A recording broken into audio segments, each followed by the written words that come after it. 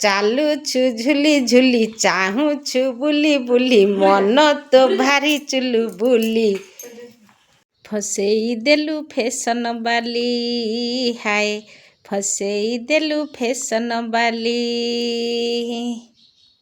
ନମସ୍କାର ଫ୍ରେଣ୍ଡସ୍, ଆଜି ଟିକେ ସକାଳେ ନାତୁଣୀ ସାଙ୍ଗରେ ଟିକେ ମଜାମସ୍ତି କରିଦେଇ ନାତୁଣୀ ବାହାରିଲା ତାର ସ୍କୁଲ ଯିବା ପାଇଁ। ଆଜି ତା ବାବା ନାହାନ୍ତି, ପୁଅ ତାର ଆଜି କୁଆଡ଼େ କାମରେ ଯାଇଛି, ତେଣୁ ତା ମାଆ ନେଇକି ଯିବ ବୋଲି ସ୍କୁଲ ତାର ବସ୍ ପାଖକୁ ଛାଡ଼ିବାକୁ ତାକୁ ନେଇକିରି ଗଲା। ବାହାରିଲା ବେଳକୁ ମୁଁ ତାକୁ କହିଲି ଯେ ତୁ ଯା ଆଜି ତୁ ଗଲେ ଭାରି ମୁଁ ଆଜି ପଳେଇବି ଘରକୁ, ଆଜି ବାଲଚନ୍ଦ୍ରପୁର ପଳେଇବି। ଗଲା ସାଙ୍ଗେ ସାଙ୍ଗେ ମୁହଁଟାକୁ ଶୁଖେଇ ଦେଲା ମମି। ତା ମାମା କହିଲା ନା ମୋ ମାନା ମା ଏବେ ମା ଯାଇନାହାନ୍ତି ଅଛନ୍ତି।